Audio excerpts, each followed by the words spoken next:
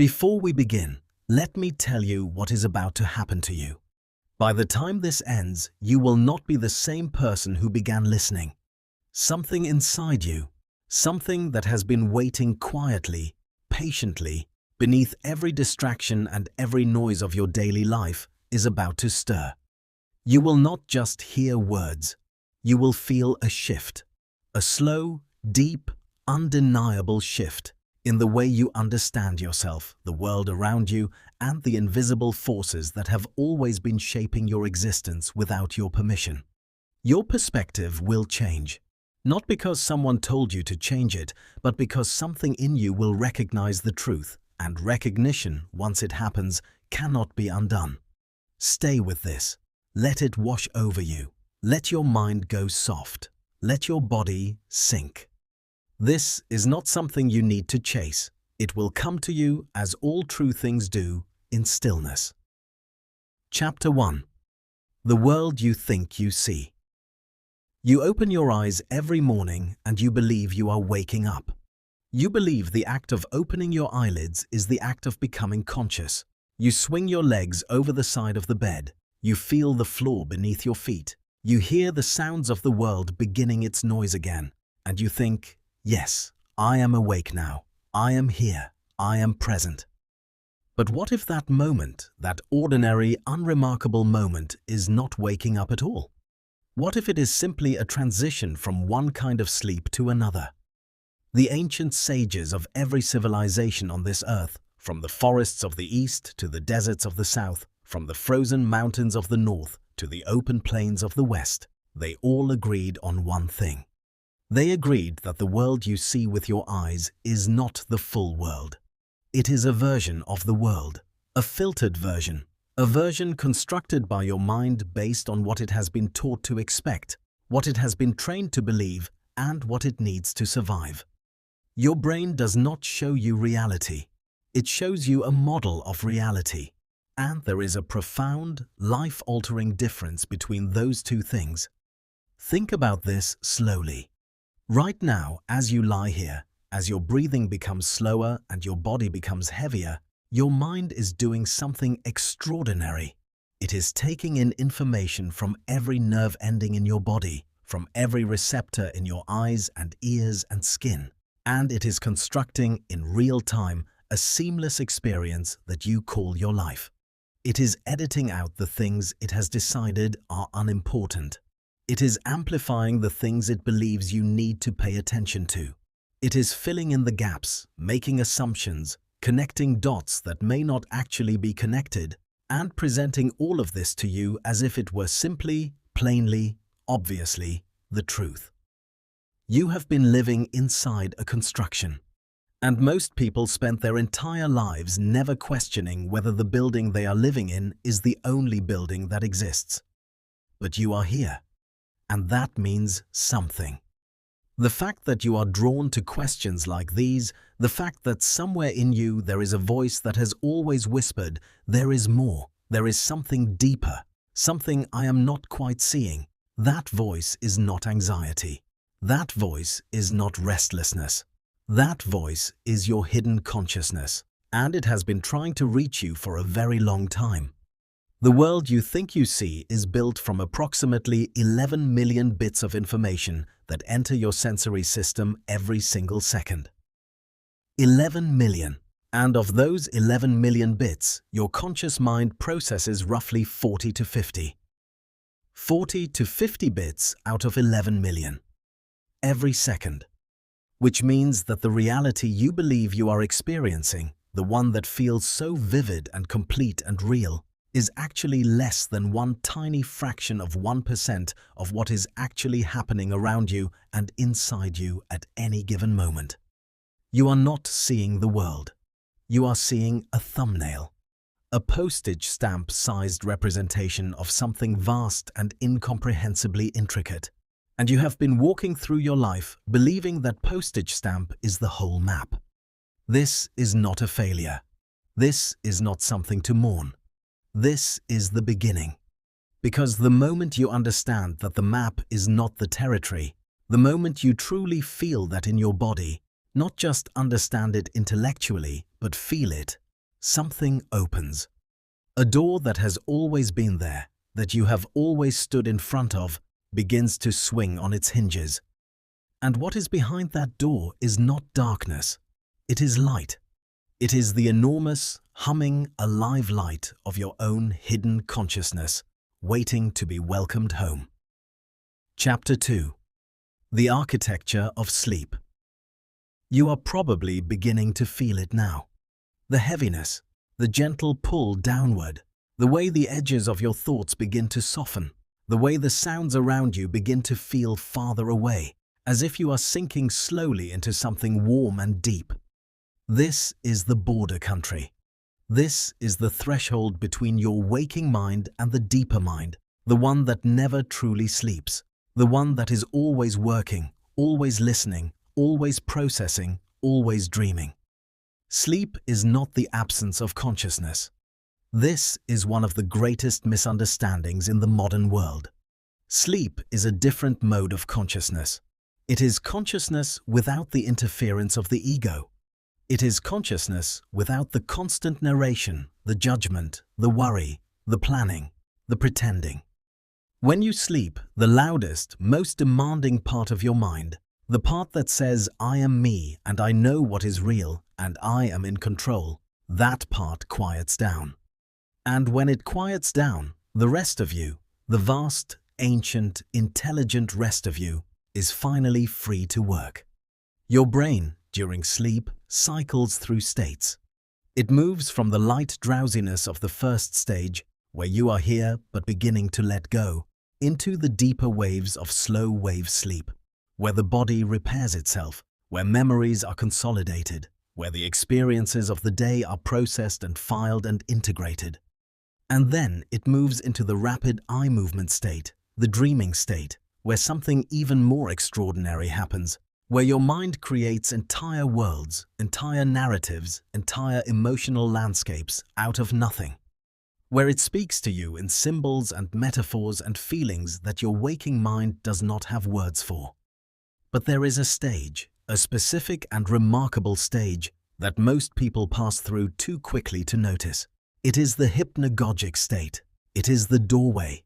It is the place between waking and sleeping where the rules of ordinary consciousness begin to bend, where images appear behind your closed eyes without you choosing them, where sounds seem to come from inside your head with a clarity that feels more real than real, where your sense of your body becomes fluid and uncertain, where you might feel like you are falling or flying or dissolving or expanding into something much larger than the boundaries of your skin. The hypnagogic state is not a malfunction. It is a feature. It is the mind opening a window that it keeps firmly shut during ordinary waking hours. And in that window, in that brief, luminous gap between one mode of being and another, extraordinary things can be perceived, felt, and received. The ancients knew this. Every tradition that has ever explored the deep nature of human consciousness has known this. The moment of falling asleep is not a moment of losing awareness. It is a moment of shifting awareness. And with practice, with intention, with the right kind of attention, that shift can become something you participate in rather than something that simply happens to you.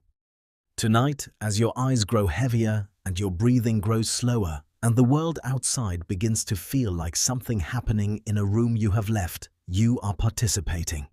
You are at the doorway. And everything that follows, every word that continues to flow into you even as your conscious mind begins to drift, is landing somewhere deeper than thought. It is landing in the place where change actually happens. Chapter 3. The Hidden Mind Beneath the Mind. There are two minds inside you. This is not a metaphor. This is not poetry. This is the lived reality of every human being who has ever walked on this earth, and it is the key that unlocks nearly every mystery about why your life looks the way it does, why you feel the way you feel, why you make the choices you make even when you know, consciously, rationally, clearly, that they are not the choices you want to make. The first mind is the one you are most familiar with. It is the conscious mind. It is the narrator, the planner, the warrior, the dreamer of daydreams. It is the part of you that reads books and makes lists and argues with itself and says, "This time I will be different. This time I will change." It is loud and it is articulate, and it is, in the grand scheme of your inner world, remarkably small. The conscious mind accounts for approximately 5% of your mental activity. 5%. Like the tip of an iceberg, barely visible above the surface of a frozen sea. The second mind is the one that is doing everything else.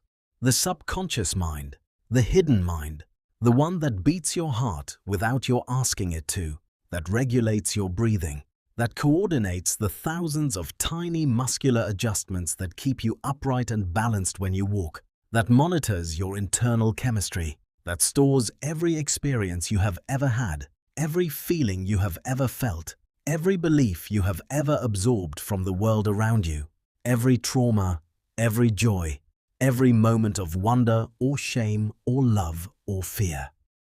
It is vast. It is incomprehensibly vast. And it is running you far more than you are running it. The subconscious mind does not think in language. It thinks in patterns, it thinks in feelings, it thinks in associations, it thinks in the deep grooves carved by repetition and emotion. When something happens to you and you react in a way that surprises even you, when you feel a sudden surge of anxiety that seems to have no cause, when you are drawn again and again to the same kinds of people, the same kinds of situations, the same kinds of pain, that is your subconscious mind following the patterns it was given, often in the earliest years of your life, before you even had the language to question them. Most people try to change their lives from the surface. They change their habits, their routines, their environments. They read the right books, they follow the right advice, they try harder, push harder, discipline themselves into new shapes. And sometimes it works, for a while. But then, like a tree that has been bent but not reshaped at the root, they spring back. The old patterns return. The old feelings reassert themselves. The old life reconstitutes itself in new surroundings with new names but the same essential shape. This is because surface-level change does not reach the subconscious. The subconscious does not respond to willpower. It does not respond to reason. It does not care about your 5-year plan or your vision board or your resolution made at the turn of the year. It responds to repetition, to emotion, to imagery, and most powerfully of all, to the state between waking and sleeping. To the state you are entering right now. When you are in this state, the doorway state, the hypnagogic threshold, the gate between your two minds is open. The guard of your conscious, critical, analytical mind steps aside. And what passes through that gate in these moments, the words you hear, the feelings you hold, the images that drift behind your eyes, these things reach the subconscious directly. They settle in. They become part of the pattern. And patterns, once they change in the subconscious, change everything. This is not about manipulation. This is not about forcing your mind to believe something it does not believe. This is about returning to what is already true in you. The hidden mind is not a stranger. It is you, the deepest you, the you that existed before the world told you who to be and what to fear and how much space you were allowed to take up. And listening to it, opening to it, allowing it to be seen and heard and honored, that is the most revolutionary act a human being can perform. Chapter 4. Vibration and the Language of the Universe. Everything vibrates. Let that settle for a moment. Not as a spiritual abstraction, not as a comforting idea, but as a plain and demonstrable fact about the physical world you inhabit. Every atom in your body is in motion. Every particle in the chair or the bed or the floor beneath you is vibrating at its own specific frequency. The air around you is a sea of vibrating waves. Sound is vibration, or light is vibration. Heat is vibration. The solid, stable, reliable world that you can touch and see and measure is not solid at all. It is a dance of frequencies, a symphony of motion, playing constantly, everywhere, at every scale from the subatomic to the cosmic. Your consciousness is also a vibration. Your thoughts carry frequency. Your emotions carry frequency. This has been demonstrated in ways both poetic and scientific. The electromagnetic field generated by your heart, your single most powerful organ, extends several feet beyond your body in every direction. It broadcasts your emotional state into the space around you. It is received, unconsciously but powerfully, by the nervous systems of every person who comes within its range. You are not a sealed container. You are a broadcaster. You are a receiver. You are in constant, dynamic, invisible communication with the world around you, whether you are aware of it or not. The ancients spoke of this in 1,000 different languages and traditions. They called it prana and chi and mana and pneuma and ruach and baraka. They called it the life force, the animating principle, the invisible thread that connects all living things. They built their entire understanding of health and illness, of community and isolation, of spiritual power and spiritual depletion. Around this understanding that the human being is not an isolated unit of flesh and bone, but a living, vibrating, field-generating, field-receiving node in an infinite web of energy. Modern science approaches the same truth from a different angle, with different language, with different instruments, but with converging conclusions. Quantum physics tells us that at the most fundamental level of reality, what we call matter is more like concentrated information than it is like solid stuff. The boundary between you and the world around you, the boundary you have taken for granted your entire life, is, at the quantum level, genuinely uncertain. The border of your skin is not where you end. Now think about what this means for consciousness. If you are a vibrating field of energy and information, if your thoughts and emotions are frequencies being broadcast continuously into the world, then the quality of your inner life is not just a private matter. It is not just about how you feel inside your own head. It is literally changing the field around you. It is influencing the world you move through. It is drawing to you, through a process that operates below the level of conscious intention, the experiences and relationships and circumstances that match your dominant frequency. This is not wishful thinking. This is not magical thinking. This is the beginning of a grown-up understanding of how consciousness interacts with reality. And it comes with a responsibility that is both humbling and exhilarating. Because it means that the most important work you can do in your life, more important than any strategy or skill or achievement, is the work of raising your own vibration. The work of clearing the static from your inner signal. The work of returning your hidden consciousness to its natural frequency, which is, and always has been, a frequency of clarity, of love, of deep knowing, of wholeness. And where does this work happen? Not in the busy, crowded arena of conscious effort. It happens here, in the quiet, in the stillness, in the borderland between your waking and your sleeping self, where the noise drops away and the signal becomes clear, and you can finally hear the hum of what you truly are. Chapter 5.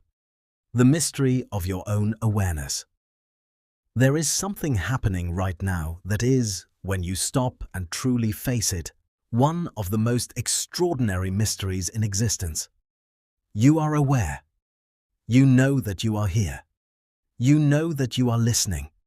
You have a sense of yourself, a sense of being a particular someone in a particular moment in a particular life. There is something it is like to be you. And that something, that irreducible, ungraspable, luminous fact of your own experience, is the deepest mystery that human intelligence has ever attempted to penetrate. Philosophers call it the hard problem of consciousness. Not the easy problem, which is explaining how the brain processes information and controls behavior. The hard problem is explaining why there is any experience at all. Why does the electrochemical activity in your brain feel like something?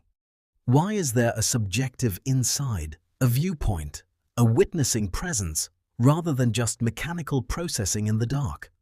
Why are you not simply a very sophisticated biological machine, doing everything you do without anyone being home to experience it? No one knows. And this is remarkable. This is one of the most remarkable things about the age we live in. We can describe the genome of every organism on Earth.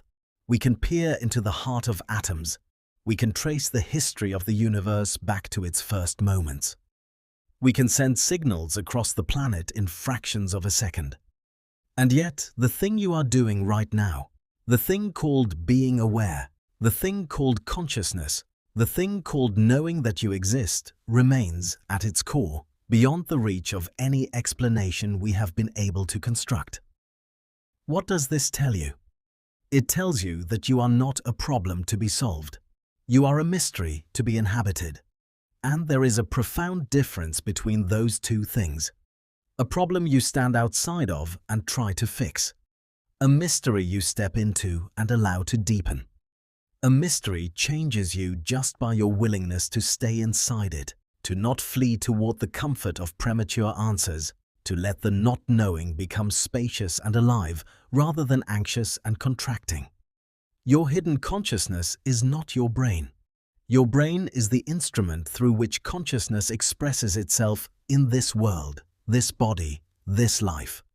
But consciousness itself, the awareness behind your thoughts, the witness that watches your thoughts without being the thoughts, the presence that was there when you were a child and will be there when you are old, the one who has always been watching, listening, feeling. That is something that your brain did not create and cannot contain. You have always known this, somewhere. In certain moments of your life, moments of great beauty or great grief or great stillness, you have touched the edge of it. You have had the sense of something larger than yourself looking through your eyes. You have felt, however briefly, however tremblingly, the presence of something that does not have a name but that you recognize as more truly you than your name or your face or your history. Those moments were not illusions. They were not tricks of brain chemistry. They were glimpses. They were the hidden consciousness, briefly, undeniably, stepping into the light. Tonight, as you rest, as the boundary between your inner world and your outer world becomes more fluid, as the part of you that insists on being in charge loosens its grip, you are moving toward more of those glimpses. Not to escape your life, but to deepen it. Not to disappear, but to become more fully what you have always been. Chapter 6. The Power of Intention in the Dark. Your last waking thoughts are seeds. This is not a metaphor. This is a description of a real process, a neurological and psychological process that has been observed, documented, and found to have profound effects on the quality of your sleep, the content of your dreams, and the patterns that emerge in your waking life in the days and weeks and months after you make it a consistent practice. When your conscious mind finally releases its grip and you slide into sleep, the subconscious mind does not follow it into silence. It stays active, it processes, it integrates. And one of the primary things it works with, through the night, through every cycle of sleep, through every dream and every deep wave of restoration, is the emotional and intentional tone of the last moments before sleep. The last things you thought about, the last feelings you held, the last images that moved through your mind before the lights went out. This means that what you carry to the threshold of sleep matters enormously. If you carry anxiety, if you carry the unfinished arguments and the unresolved fears and the scrolling mental catalogue of everything that is wrong and uncertain and threatening, then your subconscious mind spends the night working inside that field, reinforcing those patterns, deepening those grooves, sending you back into waking life a little more entrenched in the same fears, the same resistances, the same contracted view of yourself and what is possible for you. But if you carry intention, if you carry a clear, felt, emotionally alive sense of what you are moving toward, what you are opening to, what you are calling in, Then your subconscious mind spends the night working inside that field instead, searching for pathways, dissolving obstacles, making connections that your conscious mind would never think to make. Building, in the deep and mysterious architecture of your psyche, the internal structure that will allow the life you are intending to actually become possible. Intention is different from wishing. Wishing lives in the future, over there, separate from you. Intention lives in the body, in the present, as a felt sense of something that is already real even before it is visible. When you set an intention before sleep, you are not asking for something. You are recognizing something. You are saying, "This is what I am. This is what is true of me. This is the frequency I am choosing to broadcast tonight and tomorrow night and every night after that, until it is so deeply written into the pattern of my subconscious mind that it becomes the ground I stand on rather than the horizon I am reaching toward." What is your intention tonight? Let it come. Not the urgent, anxious wish for specific things, the deeper intention, the intention beneath the intentions. What do you truly want, not for your circumstances, but for your consciousness? What quality of being are you hungry for? What would it feel like to wake up tomorrow morning and the morning after that and the morning after that and feel deep in your body that you are enough, that you are safe, that you are clear, that you are alive to the mystery and the beauty and the extraordinary, unlikely gift of your own existence? Hold that feeling. Not the thought of it. The feeling. Let it fill your chest like warm light. Let it spread down through your stomach, through your legs, through the soles of your feet. Let it be the last thing your conscious mind knows tonight. Let it be the field your subconscious mind swims in until morning comes. Chapter 7. The Layers of the Self. You are not one thing. You have never been one thing. The self that you present to the world is only the outermost layer, the social self, the performed self, the self that has learned, through thousands of small corrections and rewards and punishments, what it must look like and sound like and behave like in order to be accepted and safe. Beneath that layer, there are others, layer after layer after layer, each one older, each one quieter, each one closer to something that does not perform, that does not adapt, that simply and wholly is. The second layer is the emotional self, the one that holds all the feelings that the social self has been taught to manage, contain, or suppress.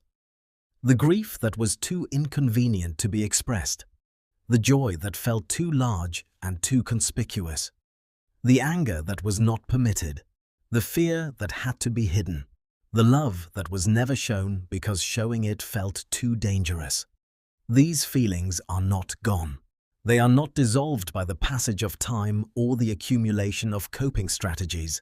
They are stored. In your body, in your tissues, in the held tensions of your shoulders and your chest and your jaw and your belly. In the subconscious, in the patterns that play out in your closest relationships and your most repeating life situations. The third layer is the belief self. The collection of conclusions that you drew from the experiences of your early life before you were old enough to question whether those conclusions were accurate. I am not enough. The world is not safe. Love comes with conditions. I must earn my place. I am too much. I am too little. I am fundamentally flawed. I must hide certain parts of myself in order to be loved. These beliefs are not truths. They are theories. Theories formed by a very young mind working with very limited information in a very specific context. But because they were formed early, because they were formed at a time when your identity itself was still forming, they feel like truths. They feel like bedrock. They feel like simply the way things are. The fourth layer is the witness self, the awareness behind the beliefs, behind the emotions, behind the performance, the one who watches it all, the one who, in certain moments, can see the emotional self reacting and know that it is reacting. The one who can observe the belief self running its old programs and recognize that they are programs, not truths. The witness is the beginning of freedom, because you cannot change what you cannot see. And once you can see it, once you can witness it with some degree of clarity and even compassion, it begins to shift. Not because you are forcing it, but because awareness itself is transformative. The light of your own seeing dissolves what cannot survive being seen. The fifth layer, the deepest layer, the layer beneath the layers, is what the great traditions have called the true self, the soul, the Atman, the Buddha nature, the kingdom within. It is not something you need to create or achieve or deserve. It is something you need to stop covering over. It is the awareness that underlies all other awarenesses. It is the consciousness that is present in every experience without being limited to any experience. It is what you were before you learned your name, and it is what will remain when the name is no longer needed. You are traveling toward it now. In the gentle descent into sleep, in the loosening of the layers, in the sweet surrender of the thinking mind, you are moving closer to that deepest layer. Not to lose yourself, but to find the self that was never lost. To remember, in the cells of your body and the silence of your consciousness, what you have always been. Chapter 8. The Science of the Sleeping Brain. The brain you carry in your skull is the most complex object we have encountered in the known universe. More connections than stars in the galaxy. More activity happening simultaneously than all the computers on Earth combined could process. And in sleep, this extraordinary organ does something that no technology has yet been able to replicate or fully explain. It clears itself. It reorganizes. It heals. It makes meaning. During waking hours, your brain generates metabolic waste products as a byproduct of its activity. This is normal and constant. But the removal of this waste, the biological garbage collection of the mind, happens primarily during sleep. And specifically, during the deep, slow-wave stages of sleep, the brain actually shrinks slightly, allowing the cerebrospinal fluid that surrounds it to flow more freely through the spaces between neurons, washing away the accumulated debris of the day's thinking. This process, called the glymphatic system, was only discovered in the early years of this century, and it has transformed our understanding of why sleep is not a luxury, but a biological necessity at a level as fundamental as eating and breathing. When you do not sleep enough, when you fragment your sleep, when you bring anxiety to the threshold of sleep that prevents you from reaching the deep, restorative stages, this cleaning does not happen properly. The debris accumulates. The signal-to-noise ratio in your brain deteriorates. Clarity becomes cloudiness. The subtle connections between ideas and perceptions and feelings become harder to make. The capacity for insight, for creativity, for the kind of relaxed, wide-angle awareness that allows you to see the pattern beneath the surface diminishes. But when you sleep well, when you sink fully and willingly into the depths of each sleep cycle, when your body is at ease and your mind has been given a worthy and peaceful last impression to work with, the healing goes deeper than the physical. The memory consolidation that happens in deep sleep is not just the mechanical storage of information. It is the integration of experience. The events of your day are stripped of their raw emotional charge and processed into something more like wisdom. The connections are made that your conscious mind was too busy to notice. The insights that will visit you in the morning, sometimes arriving fully formed like gifts from nowhere, these are the products of your sleeping mind doing its quiet, faithful, extraordinary work. And through all of this, the hidden consciousness does not sleep. The awareness beneath the processing, the witness beneath the dreaming, remains. It is present in your deepest dreamless sleep, not as a thought or a feeling or an experience in any ordinary sense, but as the background presence that makes experience possible at all. Meditators who have gone deeply into their practice describe encountering this presence, this luminous, thought-free, featureless but somehow richly alive awareness, in the depths of their practice. And they report that it is not emptiness, it is fullness, it is the fullest thing. It is the ground of everything that arises in consciousness, and it is there right now, beneath every word you are hearing, beneath every thought that drifts through you, as present and as real and as intimately close as your own breath. Chapter 9. Ancient Wisdom and the Dream World. Long before laboratories and brain scanning technology, long before the language of neurons and synapses and neurotransmitters, human beings were mapping the landscape of sleep. In the great traditions of the world, sleep was not considered a blank interruption in the continuity of life. It was considered a journey, a passage into a different kind of reality, governed by different rules, offering different gifts. In the tradition of ancient Egypt, sleep was the nightly rehearsal for death. Not death as ending, but death as transformation. The soul, in sleep, was understood to temporarily leave the body and travel through the duat, the underworld, where it was tested and purified and brought into contact with forces larger than the individual human life. To sleep well was to make the journey well. To dream was to receive messages from the gods, from the ancestors, from the deepest wells of cosmic intelligence. In the tradition of the original peoples of the continent we now call Australia, the dream time is not merely a historical creation story. It is a living, accessible reality, a layer of existence that underlies and permeates the visible world, and that can be entered through the right kinds of consciousness, including the consciousness of sleep and deep dreaming. The dream time is not the past. It is always happening. It is the present reality of the sacred beneath the surface of the ordinary. In the tradition of ancient India, sleep was classified with exquisite precision into different states, each one a different relationship between the self and consciousness. Deep, dreamless sleep, called sushupti, was considered a state in which the individual self temporarily dissolved back into the ocean of pure consciousness from which it came. Far from being a loss, this nightly dissolution was considered a renewal, a reminder of what you are beyond your name and form, a taste of the liberation that the sages spent their lifetimes seeking to achieve while awake. The tradition of prophetic dreaming runs through every culture on earth without exception. From the dreams that warned of floods and famines, to the dreams that resolved disputes, to the dreams that sent individuals on journeys they would not otherwise have undertaken, to the dreams that brought healing to the sick in the great dream temples of ancient Greece and Rome, where pilgrims would travel for hundreds of miles to sleep in the sacred precincts and receive, from the healing deity, the dream that would tell them what they needed to do to be well.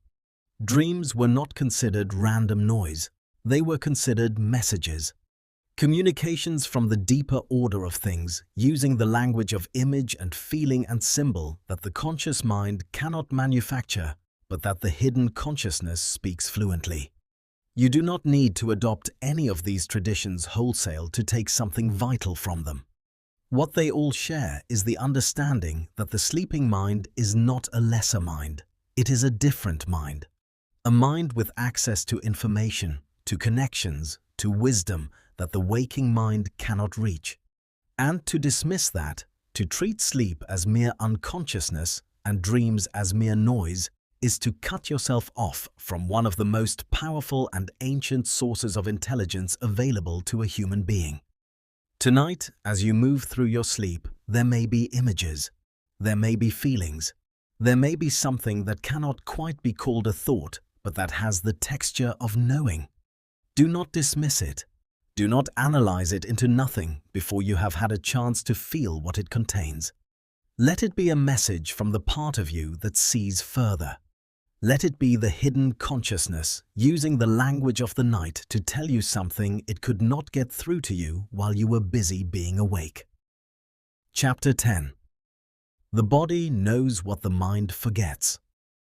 Your body has a memory that is older and deeper and more faithful than anything stored in your brain. Your cells carry the history of your life, every impact, every wound, every joy, every moment of grace, written in the tension of your muscles, the rhythm of your breath, the posture of your spine, the chemical landscape of your blood.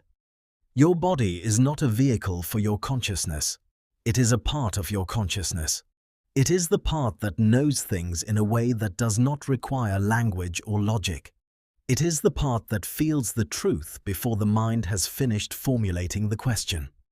When you are afraid, before you have consciously identified the fear, your heart has already accelerated, and your muscles have already tensed, and your breathing has already shortened.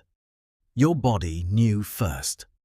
When you meet someone and something in you recoils, before your mind has found a single reason to object, your body has already registered the mismatch. When you are in the presence of something genuinely beautiful, before you have chosen to appreciate it, something in your chest has already opened, already softened, already responded. The body is a tuning fork, constantly vibrating, constantly resonating, constantly registering the frequencies of the environment it moves through. And it is doing this below the threshold of conscious awareness, in the vast, dark, intelligent ocean of the subconscious, where information is processed in forms that do not have words. One of the great losses of modern life is the disconnection from this body wisdom. We have built a civilization that values the mind and is suspicious of the body, that rewards rational analysis and is embarrassed by felt knowing, that has constructed increasingly elaborate virtual environments to live in and increasingly urgent reasons to be anywhere but here, anywhere but present, anywhere but in direct, unmediated contact with the raw, pulsing, alive experience of being a body on this earth. And in that disconnection, something immensely precious has been lost. The compass has been thrown overboard. The instrument that could, if listened to, navigate you unerringly toward your own deepest truth, your own most genuine life, has been muted and dismissed and overridden by the clamoring voice of the thinking mind, which knows how things are supposed to look, but very often does not know how things actually are. Right now, in this quiet, in this surrender, your body is breathing on its own. Your heart is beating on its own.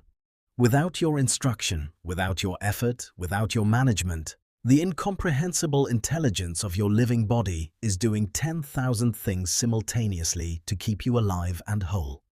Feel that for a moment. Not as an idea, as a fact of your present experience. You are being kept alive by something that is vastly more intelligent than your thinking mind, and it has been doing this every moment of your life, whether you paid attention or not. That intelligence is available to you, not just for the physical work of keeping you alive, but for the deeper work of keeping you real, of keeping you connected to what you actually feel, and what you actually know, and what you actually need, and what your life actually wants to become. The body knows, and in the quiet of this night, as the thinking mind relaxes and the body settles into its own wisdom, let yourself receive what it has to tell you. Without words, without logic, without needing to immediately understand or explain or do anything with it. Just receive, just feel, just know. Chapter 11. Time and the Eternal Present. You have lived your entire life inside time, or rather, inside your mind's story about time. The past is behind you, heavy and immovable, already happened, already fixed. The future is ahead of you, uncertain and demanding, not yet here, requiring preparation and worry and planning. And the present, the only moment that actually exists, the only moment in which anything has ever happened or ever will happen, the only moment in which you yourself actually exist, is the one most consistently skipped over in your rush from the past to the future and back again. The mind's relationship with time is one of the primary sources of human suffering. Regret lives in the past, anxiety lives in the future. And peace, genuine peace, not the peace of having solved all your problems, but the peace that underlies and does not require the solving of problems, that peace lives only in the present. In this moment, in this breath, in the feeling of air entering and leaving your lungs right now, in the weight of your body against whatever is supporting it, in the simple, radical, transformative fact that you are here, now, alive, conscious, real. The mystics and contemplatives of every tradition have pointed to this. They have pointed to it with such consistency and urgency that it begins to seem less like a spiritual teaching and more like an urgent report from people who have discovered something that changes everything. They are all saying the same thing in their different languages and different metaphors and different cultural costumes. They are saying that the present moment is not a thin slice between a real past and a real future. The present moment is the only reality there is. The past is memory, which is a present experience. The future is imagination, which is also a present experience. The only place anything is actually happening is right now. And the only you that actually exists is the one that is here, in this moment, breathing, aware, alive. What would it mean to truly inhabit that? What would your life feel like if you were actually present for it? Not planning it, not reviewing it, not managing it from a safe distance, but actually, fully, embodily here for it, feeling it, tasting it, being moved by it. The loss and the beauty and the mystery and the ordinary, extraordinary fact of being alive right now on this spinning, improbable planet. There is a version of you that lives here, that lives in the present, that is not dragged into the past by regret or into the future by fear. That meets each moment with the full weight of its attention and lets that moment be exactly what it is without needing it to be something else. That version of you is not an ideal to be achieved.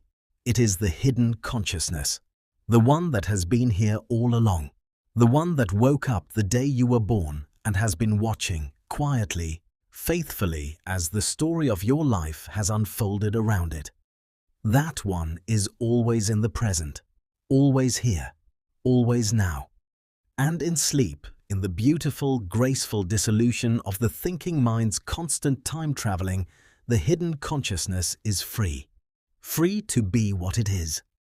Present, whole, awake in the deepest sense, resting in the luminous stillness of this moment and this moment and this moment. Each one perfect, each one complete, each one the whole universe in miniature, offered to you as a gift that requires nothing from you but your willingness to receive it. Chapter 12. The Web of Connection. You are not alone. You have never been alone. Not in the existential sense, not in the cosmic sense, not even in the biological sense, though the mind builds its walls and insists on its separateness with such convincing force that the aloneness can feel like bedrock, like the most obvious truth about your existence. But the separateness is a story. The isolation is a construction. And beneath it, beneath the story of the separate self navigating a world of separate others, there is a web of connections so intricate and so profound that the very concepts of separation and individuality begin to dissolve when you look at it directly. Begin with the biology. Your body is not, in any simple sense, you. At any given moment, there are more microbial cells living in and on your body than there are human cells. You are, in literal biological fact, a community. A vast, interdependent, exquisitely orchestrated community of organisms, most of which you will never know anything about, all of which are participating in the project of keeping you alive. The boundary between you and the world is, from a microbial perspective, utterly porous. You are continuously exchanging matter and information with everything around you. Move outward from the biology to the ecology. Every breath you take contains atoms that were once part of other living beings, plants and animals, and people who lived centuries before you, whose bodies were dissolved back into the earth and the air, and whose matter was redistributed through the great cycling of elements that has been going on since before life began on this planet. You are made of stardust in a literal and not merely poetic sense. The carbon and oxygen and nitrogen and iron in your body were forged in the cores of stars that died billions of years ago. You are the universe looking at itself. Move outward again to the social and psychological. Your sense of self, your personality, your beliefs, your emotional patterns, your ways of loving and fearing and desiring, none of these are purely your own invention. They are woven from the threads of every person who has ever touched your life, your parents and their parents and their parents before them, your teachers, your friends, your adversaries, the books you read, the music you heard, the culture you were born into, the language that shaped the grooves of your thinking before you were old enough to choose your own thoughts. You are a meeting point. You are where 100,000 invisible threads converge and produce something that feels utterly singular and individual and yours.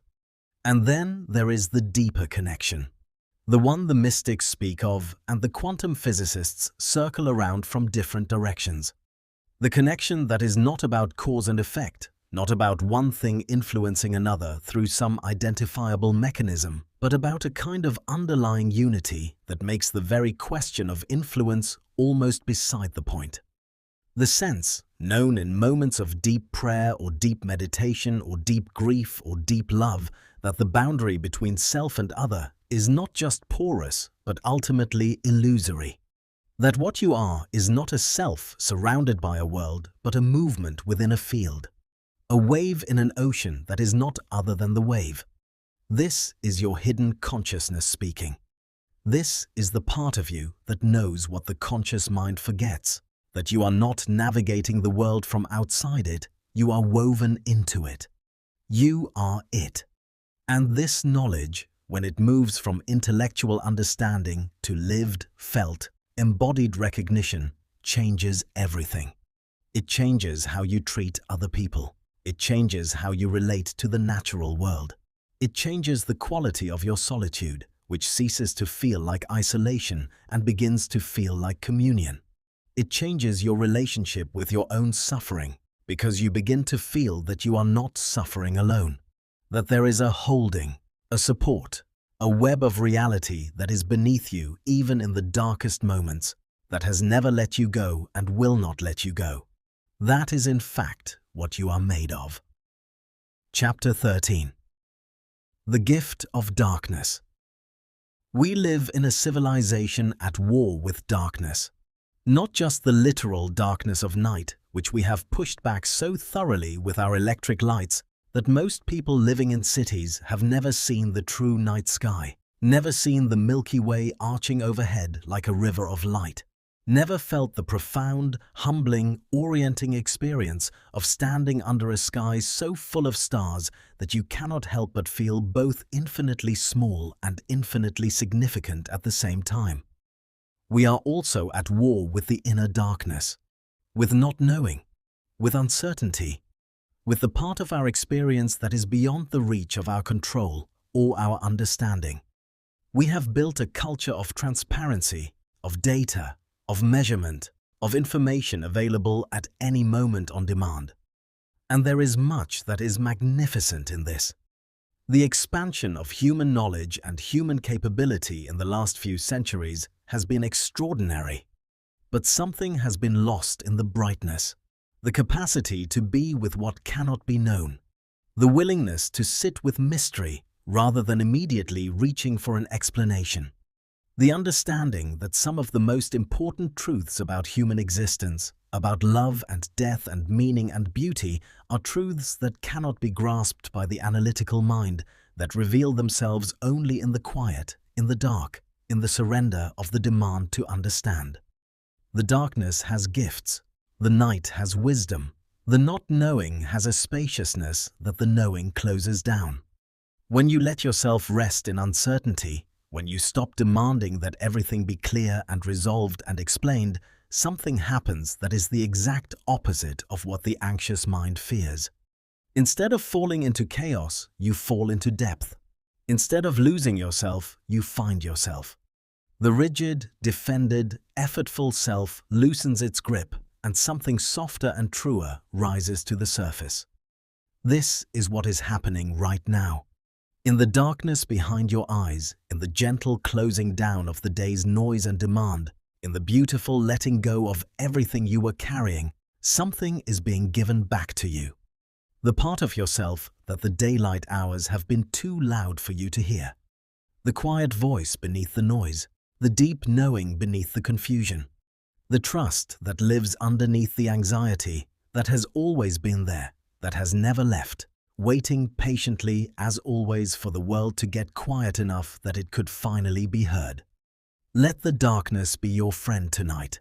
Let the not knowing be spacious. Let the questions be alive without requiring answers. Let yourself be held by something larger than your understanding. And feel in that holding, in that enormous, dark, gentle holding, what it is like to be at rest. Not just physically at rest, but ontologically at rest. At rest in your very being. Settled in the ground of yourself. Home. Chapter 14. The Nature of Transformation. Real transformation does not happen the way movies would have us believe. It does not happen in a single dramatic moment of epiphany, though epiphanies do come, and they are real and they matter. It does not happen because you pushed hard enough, or wanted it badly enough, or found the right method, or received the right information. It does not happen from the outside in. It happens from the inside out, and it happens slowly. And then, when enough has shifted in the invisible underground ecology of your inner world, it happens all at once. Think of a tree in winter. From the outside, it appears dead. Bare branches, no leaves, no visible sign of life.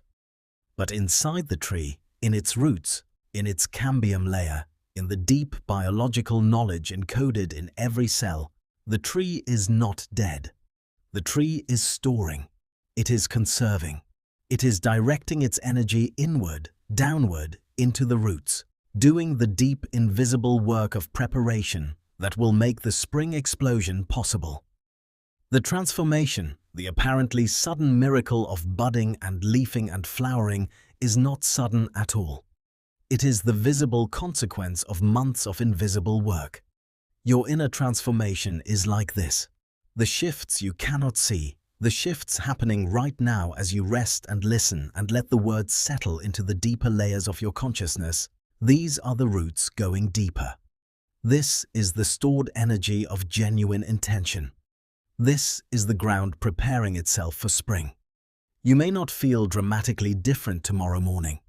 The insights may not announce themselves with fanfare, but something will be different. Subtly, imperceptibly, and then one day unmistakably different. Because transformation does not require your active management. It requires your permission, your willingness to get out of the way of the process that your deeper self already knows how to complete. The anxious, controlling mind thinks that if it is not actively pushing and planning and making things happen, nothing will change. But the anxious mind is wrong about this, as it is wrong about so many things. The deepest changes, the changes that actually stick, the ones that alter the structure of your inner world, rather than just rearranging the furniture, come from letting go rather than holding on, from softening rather than hardening, from trust rather than control. What would you be willing to let go of tonight? Not permanently, not forever, not in any grand theatrical gesture of release, but just for tonight, just for the hours you will be sleeping. What story about yourself could you set down gently at the foot of the bed and not pick up until morning? What fear could you allow to rest? What striving could you allow to pause? What would it feel like to allow yourself, just for these hours, to be complete as you are? Not a work in progress, not a project to be improved, but complete in this moment, exactly as you are, a living, breathing, conscious miracle that needs no justification and no improvement, that simply is, and in that being is enough. Chapter 15. The Intelligence of the Heart. Your heart is not merely a pump. Science has been discovering, with some wonder, that the heart is a kind of second brain. It has its own nervous system, its own complex network of neurons, its own capacity to process information, to learn, to remember, to make decisions, to communicate with the brain in your skull through neural signals that travel upward and influence the higher cortical functions in ways that are only beginning to be understood. The heart generates by far the most powerful electromagnetic field in the body, many times more powerful than the electromagnetic field generated by the brain. And this field is not contained within the body. It extends outward, several feet in every direction, broadcasting information about your emotional state to anyone and anything in your immediate environment. It is received by the nervous systems of people near you before a single word is spoken. It is one of the primary channels through which human beings communicate with one another below the level of conscious awareness. When the heart is in a state that researchers call coherence, a state characterized by smooth, regular, rhythmic heart rate variability, typically associated with feelings of appreciation, compassion, gratitude, and love, the electromagnetic field it broadcasts changes in quality. And when that coherent field is received by other nervous systems, those nervous systems tend to move toward coherence as well. This is the physics of compassion. This is what is happening when you walk into a room and feel immediately calmer because of the presence of someone who is genuinely at peace. Your nervous system is entraining to theirs. Their heart is teaching your heart. The wisdom traditions have always known this. They have known that the heart is the seat of intelligence in a deeper sense than the word intelligence usually implies. Not the intelligence of calculation and analysis, but the intelligence of recognition. The intelligence that knows, without knowing how it knows, what is true and what is false, what is alive and what is dead, what is genuine and what is performance, what needs to be approached and what needs to be avoided, what deserves your trust and what does not. The intelligence of the heart is the intelligence of the hidden consciousness. It is the intelligence that has always known more than your mind has been willing to admit. It is the intelligence that whispers to you in the moments between thoughts, in the quiet of early morning before the day's agenda asserts itself, in the spacious, half-dreaming state you are moving through right now. Let your heart speak tonight. Not the heart as emotional reactivity, not the heart as longing or attachment or the old grief of old loves, but the heart as the organ of spiritual knowing, as the place in you where truth is felt before it is thought, as the seat of the compass that points not north but toward the real. Trust it. Let it guide what comes to you in the night, what you wake with in the morning, what you carry forward into the days ahead. The heart knows where you are going, even when the mind has lost the map. Chapter 16. When you wake. There will come a moment, sometime in the hours that follow this, when consciousness returns, when the morning light finds its way through your eyelids, or when some inner clock summons you back from the depths. And in that moment, in that first breath of waking, before the day's agenda rushes in, before the phone and the news and the list of things to be done reasserts its claim on your attention, there will be a window. A small, precious, often overlooked window of liminal awareness. The hypnopompic state, the mirror image of the threshold you crossed on the way into sleep, the doorway back into ordinary waking consciousness. And in this window, you will be briefly in both worlds at once. The dreaming mind will still be present with its images and its emotions and its larger-than-rational knowing. The waking mind will not yet have fully assembled itself, not yet put on all its armor, not yet resumed its familiar narration. In this window, stay, even for just a minute, even for 30 seconds. Before you move, before you reach for anything, before you make any sound or any plan, simply be there, in the borderland, in both worlds. Let what came in the night be with you. Let the quality of your inner space right now be noticed and honored, not analyzed, not immediately translated into language, just felt. What is the texture of what you feel? What color would it be? What sound would it make? Is there something that needs to be written down, not to be understood yet, but to be preserved? A fragment of a dream, a feeling, a single word that arrived from somewhere you cannot name? If there is, write it. It may be nothing. It may be the seed of something that will unfold over days and weeks and months in ways you cannot predict. Give it a chance. And then, when you do arise as someone who has been somewhere real. Someone who has spent the night in the company of the deeper intelligence, who has let the subconscious do its faithful work, who has given the hidden consciousness space and permission to move and breathe and shift the patterns that needed shifting. Arise as someone in the process of becoming more fully themselves. Because that is what you are. That is exactly what is happening. Not eventually. Not when you finally figure it all out. Now. Right now. In every breath and every sleep and every waking and every quiet, honest encounter with yourself. Chapter 17. The Mythic Dimension of Ordinary Life. You are living a mythic life. Not a metaphorical myth, not a story that is merely heroic in the inspirational poster sense, but a mythic life in the deep sense, in the sense that the great storytellers of every civilization have understood, which is that every individual human life, when seen truly, when seen from the inside, is a story of cosmic importance, is a story about the fundamental questions, is a story about what it means to be conscious, to love, to lose, to strive, to fail, to be transformed by the striving and the failing, to carry the wound and the gift at the same time. Every life has its call to adventure, its invitation to leave behind the familiar and go towards something larger and more dangerous and more alive. Every life has its threshold guardians, the voices inner and outer that say, "Who do you think you are? Go back. Stay safe. Do not risk. Do not open. Do not change." Every life has its descent, its period of apparent failure or loss or dissolution, when everything the conscious self was holding onto is stripped away and the deeper self must be found, or the whole enterprise fails.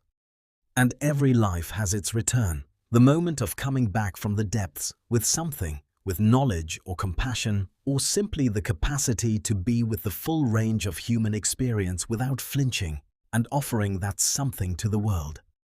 You are in your myth right now. You are in it right now in this very moment, lying in the dark, listening, letting go, surrendering to the mystery of your own depths. This moment is not a preparation for your life. This moment is your life, as vivid and as real and as significant as any moment in any story that has ever been told. The hidden consciousness knows this. It is the part of you that lives in the mythic register, that recognizes the archetypal patterns in your experience, that feels the weight and the meaning of what you are going through even when the rational mind is busy dismissing it as ordinary or embarrassing or too small to matter. It is the part of you that has always known you were here for something, not for some grandiose external achievement, but for the specific, unrepeatable, absolutely essential work of becoming the fullest possible version of your own singular self. That is not a small thing. That is not a consolation prize. That is the thing. That is why consciousness exists, as far as anyone has been able to determine. Not to accumulate possessions or status or the approval of people you will never meet, but to know itself, to experience itself, to love and to grieve and to wonder and to rest and to wake again and to be, in the fullest possible sense, here. Chapter 18. The Practice of Listening. Everything you have received tonight, every word, every image, every feeling, every shift in the texture of your inner world, all of it has come through listening. Not the effortful, analytical, critical listening of the waking mind, the kind that is simultaneously hearing and judging and categorizing and formulating its response, but the open, receptive, whole-body listening of a consciousness that has stopped demanding and started receiving. This kind of listening is a practice. And like all genuine practices, it changes you not by the dramatic peaks it occasionally produces, but by the patient, daily, unremarkable accumulation of the ordinary practice itself. 5 minutes every morning, sitting quietly before the noise of the day begins, simply listening. Not to anything in particular. Not waiting for a profound insight or a divine instruction. Just listening to the quality of your own inner space. Just being present with what is here, in this body, in this moment, without needing it to be other than it is. 5 minutes every evening at the threshold of sleep, setting down the day's concerns, setting an intention, letting the mind soften and the body settle, listening for what is beneath the noise. Not to fix anything or achieve anything or produce anything, simply to be present at the doorway, simply to acknowledge by your willingness to be still that the hidden consciousness is real and worthy of your attention. And through the day, in the small pauses between things, waiting for the light to change, standing in line, washing your hands, waiting for water to boil, taking the 30-second pause before reaching for the phone. In those pauses, instead of immediately filling them with more input, more stimulation, more noise, just listen. Just feel into the actual quality of this moment. What is here when you are simply here, without doing anything about it? This is the practice. This is what the great contemplatives have always been pointing to. Not some rarefied state, accessible only to the few who have dedicated decades to formal practice. But this, exactly this, the simple, radical, endlessly available act of being present to your own experience. Of listening to what is actually here. Of trusting that what is here, beneath the noise and the performance and the worry, is worth listening to. Is in fact exactly what you have been looking for, in all the noise and all the striving and all the seeking all along. Chapter 19. Beyond fear. Fear is the territory that the hidden consciousness lives on the other side of. Not the practical fear, the fear that tells you the road is slippery, or the fire is hot, or the situation requires your attention. That fear is useful. That fear is biological wisdom speaking through the body. But the other fear, the background fear, the low-grade, chronic, pervasive fear that underlies so much of modern human experience, the fear of being not enough, of being abandoned, of being seen and found wanting, of the future's uncertainty, of the vastness of what you cannot control, of death and loss and the fragility of everything you love. That fear is the wall that stands between you and the full depth of your own existence. Everything in this civilization is constructed in one way or another around the management of fear. The accumulation of security, of resources, of status, of approval, of certainty. The avoidance of vulnerability, of failure, of the exposure of your own uncertainty and need. The construction of identities solid enough to feel impervious to the wind of change. All of it is understandable. All of it makes sense in the context of the experiences that generated the fear in the first place. And all of it, without exception, carries a cost. The cost is aliveness. The cost is depth. The cost is the full, honest, undefended contact with the actual texture of your own experience. The hidden consciousness does not fear, not because it is invulnerable, but because it understands something about its own nature that the ego does not. It understands that it cannot be destroyed.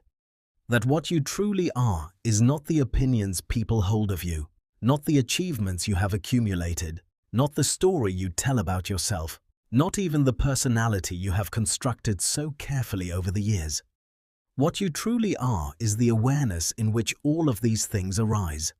And awareness, the pure fact of knowing, of witnessing, of being present, cannot be threatened by any of the things the ego fears. It is prior to all of them. It is the ground they stand on. This does not mean that you will not feel fear. You will. That is part of being alive, part of being in a body, part of loving things and people that can be lost. But it means that fear does not have to be the flaw. It does not have to be the foundation. It can be weather, passing through the sky of your awareness, experienced fully, even painfully, but not confused with the sky itself. You are the sky. You are always the sky. And the sky, however dark the weather it is holding, remains the sky. Tonight, feel this. Feel the difference between the fear and the one who is aware of the fear. Notice that there is a part of you that is watching the fear, that is not itself afraid, that is spacious enough to hold the fear without being contracted by it. That spacious witnessing presence is your hidden consciousness. It is here, it has always been here, and it is not afraid. Chapter 20. The Return to Wholeness. You were born whole. Before the world began its work of categorizing and correcting and shaping and directing you, before you learned which parts of yourself were acceptable and which were not, before you absorbed the beliefs that told you something essential about yourself was missing or broken or insufficient, you were whole. Not perfect in the sense of flawless, whole in the sense of undivided, complete. A single unified field of awareness and vitality and presence, not yet split into the acceptable and the unacceptable, the lovable and the shameful, the parts to show the world and the parts to hide. That wholeness has not been destroyed. It has been hidden, covered over, organized away from. The parts of yourself that you decided, for very good reasons at the time, were not safe to show, they are still there. The emotions that were too big or too inconvenient, the desires that were not sanctioned, the needs that went unmet and were eventually denied even to yourself, the gifts and capacities that frightened others or made you feel conspicuous or different, the deep, quiet knowing that has always been there, patiently pointing towards something more real than the carefully managed version of yourself you have been presenting to the world. The work of the hidden consciousness, the work that happens in sleep and in stillness and in the brave, tender process of turning toward your own depths rather than away from them, is the work of reclamation, of finding the exalt parts and bringing them home. Not because you need to become a different person, but because you need to become more fully the person you already are. The person who was there before the world began its editing. The complete person. The undefended person. The person who is large enough to hold contradiction and uncertainty and grief and joy simultaneously without needing to resolve any of it into something simpler and safer. Integration is the word that depth psychology uses for this. The integration of the shadow, the parts of yourself that have been pushed out of the light. The integration of the unlived life, the potentials and capacities and desires that have been suppressed in service of an acceptable identity. The integration of your own wholeness, which does not mean becoming all things at once, but means making room for all of what you are, honoring it, working with it rather than against it, letting it inform your choices and your relationships and your understanding of what your life is actually for. This is a lifelong process. There is no final arrival, no completed integration. No moment when you can say, now I am whole, I am done, I have become the complete self. There is only the deepening, the ongoing spiral return to layers that go deeper and deeper and deeper, each one revealing something more genuine and more alive than the layer before it. And that return, that endless, beautiful, sometimes frightening return to your own depths, is the most important journey you will ever undertake. More important than any journey across the surface of the earth. More transformative than any achievement the external world has on offer. And it happens here. In the quiet. In the dark. In the deep, faithful, working night. As your body rests and your mind releases and your hidden consciousness turns, like a plant toward light, toward the truth of what you are. Chapter 21. The gift you carry. Every person who has ever lived has carried something that only they could carry. Some specific constellation of experience and perception and feeling and understanding that emerged from the particular intersection of their particular genetics, their particular upbringing, their particular wounds and gifts and loves and losses. No other person in history has seen the world from exactly where you stand. No other person has felt exactly what you have felt or known exactly what you know or is capable of exactly the contribution that you are capable of making. This is not sentimentality. This is not a motivational platitude offered to make you feel better about yourself. This is a fact about the nature of consciousness and experience. The diversity of human perspectives is not a problem to be managed. It is the richness of a living system. Every genuinely different way of seeing the world, every genuinely different way of feeling it and knowing it, adds something irreplaceable to the collective understanding of what it means to be here. Your hidden consciousness knows your gift. Not in the sense of a specific talent or skill, though it knows those too, but in the deeper sense. The gift of your particular quality of attention. The gift of the specific kind of love that you are capable of offering. The gift of the specific kind of truth that only your particular journey has equipped you to carry and to speak. The gift that is encoded in the wound, in the difficulty, in the things you have struggled with the most and learned the most from. The gift that can only be given by someone who has been through what you have been through and found their way through to the other side. You may not know yet, clearly and consciously, what your gift is. That is all right. You do not need to know it with your conscious mind in order to be living it. In fact, often the people who are most powerfully giving their gift are the ones who are least aware of it as a special quality because it feels so natural to them. So much like simply being themselves that they cannot imagine it being anything other than ordinary. But watch how people respond to you when you are most fully yourself. Watch what happens in the room when you stop performing and start being. Watch what becomes possible when you let the hidden consciousness speak through you rather than the managed, filtered, socially acceptable version of yourself. The world does not need more perfect performance. The world needs more genuine presence, more people willing to be fully, messily, authentically here.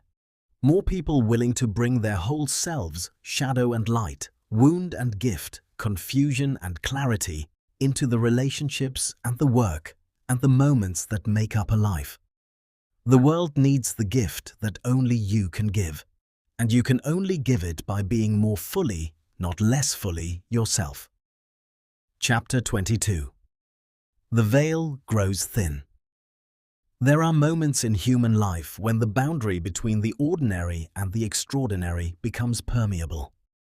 When something of the larger reality, the reality that underlies and permeates the visible world, presses through the veil of the everyday and is felt, if only for a moment, with unmistakable clarity and force. These moments come in different ways to different people. For some, it is in the natural world, standing at the edge of an ocean or on a mountain at dawn or in a forest at night, when the sheer improbable beauty of the living earth becomes overwhelming and the small self dissolves briefly into something that has no name. For some, it is in the presence of great music or great art, when something made by human hands speaks to something in you that is beyond human, that responds to beauty not with appreciation, but with recognition, with the deep, shaking knowing that this thing, this beautiful thing, is true. For some, it is in the experience of love, in those moments when the boundary between yourself and the one you love disappears, and you feel, not just know, but feel, that the separateness was always an illusion. For some, it comes in grief, in the raw, stripped, undefended openness that loss creates, when all the walls are down and the full weight of the real is suddenly, terribly, magnificently present.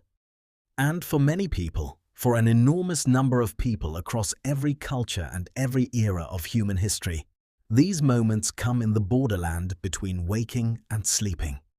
In the hypnagogic and hypnopompic states, in the deep dream, In the middle of the night, when the house is silent and the world has dropped away and something wakes you that does not have a name but that feels like a presence, like a message, like the brushing of something vast and loving and intelligent against the skin of your awareness.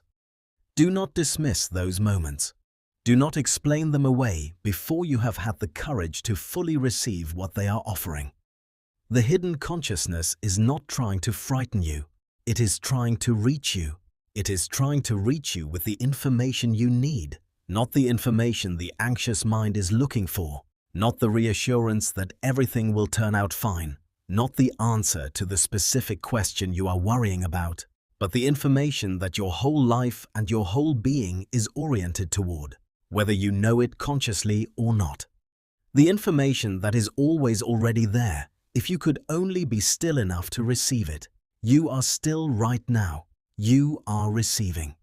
Let the veil be thin tonight.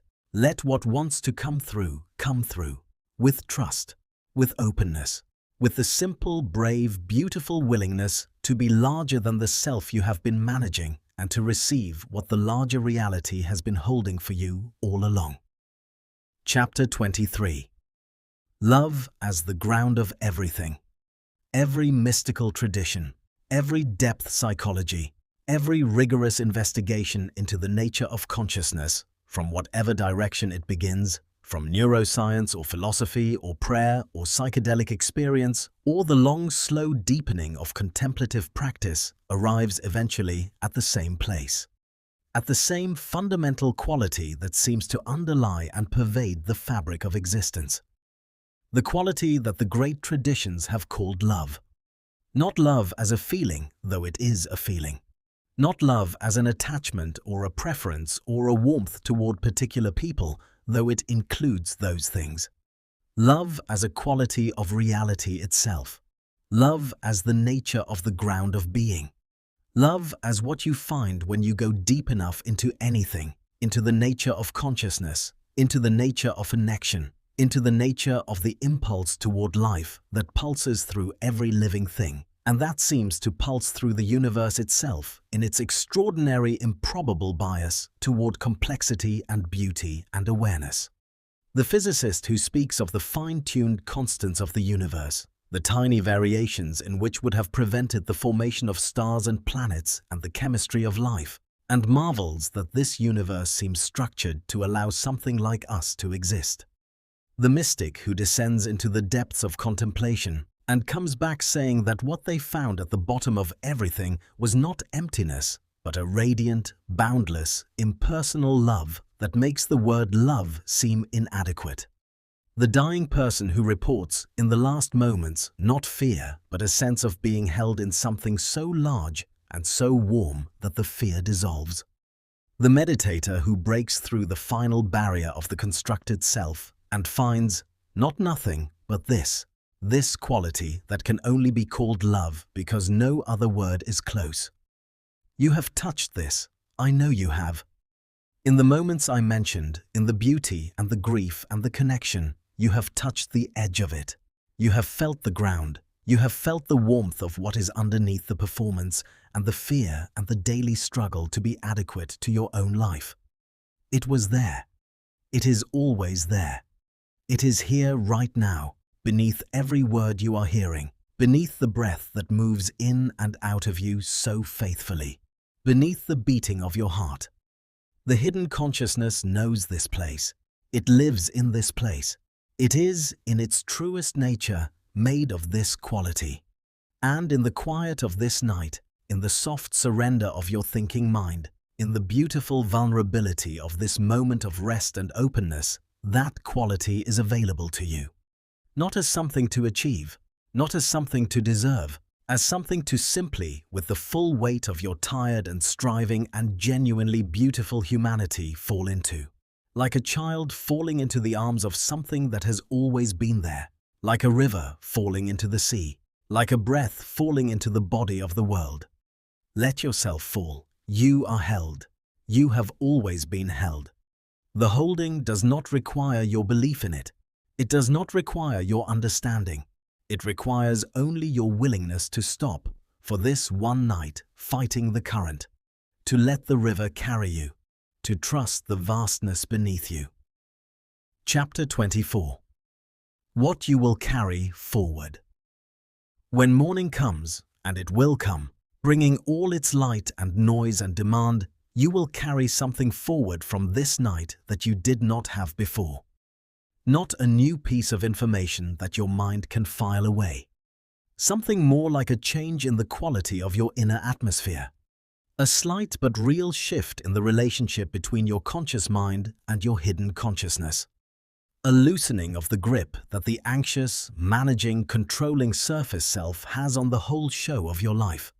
A faint but undeniable taste of something deeper.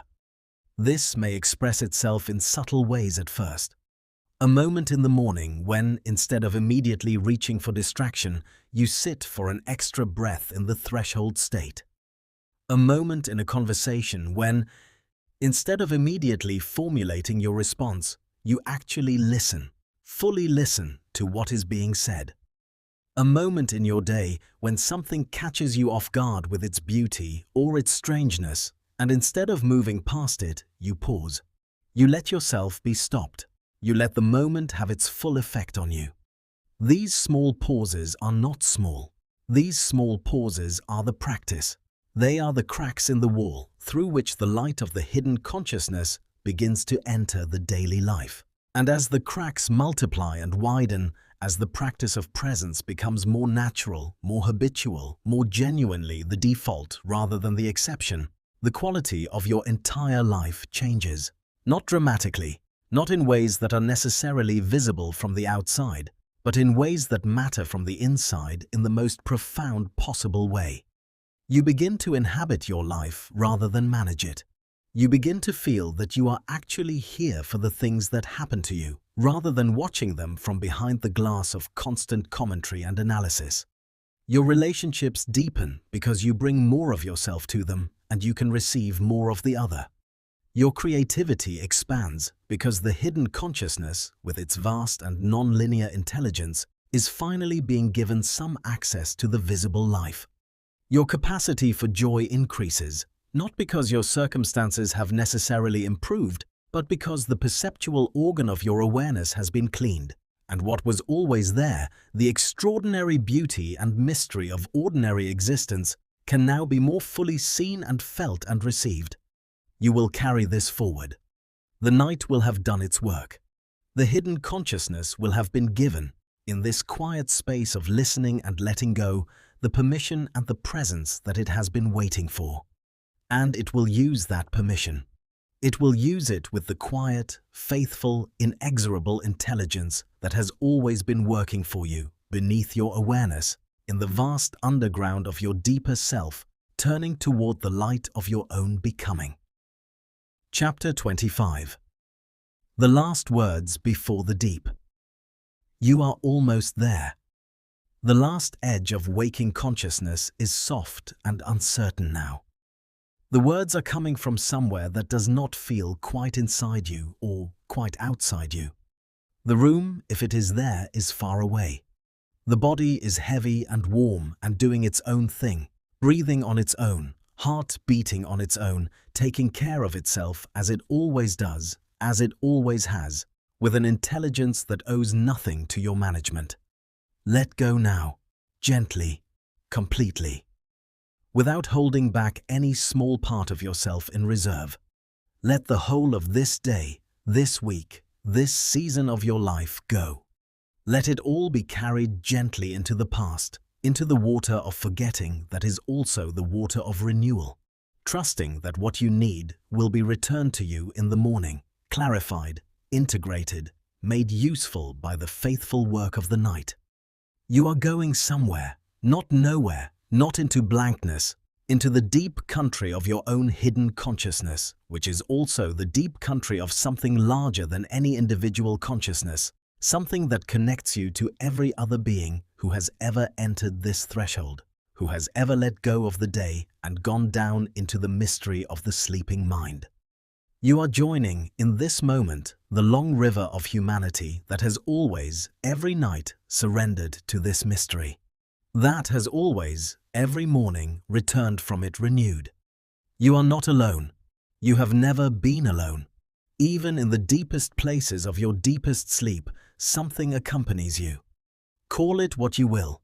Give it the name your tradition has given it, or no name at all. It is there. It has always been there. And it knows you more completely, more lovingly, more accurately than you have ever known yourself. Rest now. The work is done. The words have gone as deep as words can go. What continues now is beyond language, beyond the reach of anything that can be said or heard or consciously received. It is the work of the deep self. The patient, brilliant, loving work of the hidden consciousness, doing what it has always done, in the quiet dark, in the faithful body, in the extraordinary ongoing mystery of your one precious life. Sleep. And in sleeping, know. And in knowing, be. And in being, rest. In the ground of everything. In the love that holds everything. In the mystery that is your home.